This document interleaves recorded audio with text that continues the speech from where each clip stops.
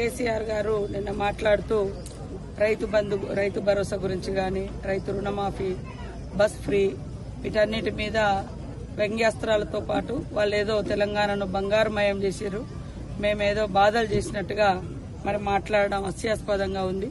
వాళ్ళ ప్రభుత్వంలో కూడా సకాలంలో రైతు భరోసా ఇవ్వక మరి మంత్ ఎండింగ్ లో మే నెలలో కూడా ఇచ్చినటువంటి సందర్భాలు చాలా ఉన్నాయి.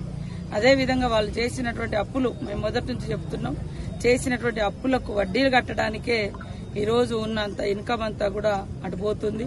వాళ్ళు 11-12% వడ్డీకి తెస్తే మేము 7%కు తగ్గించడం కూడా మన ముఖ్యమంత్రి గారు తగ్గించడం కూడా జరిగింది.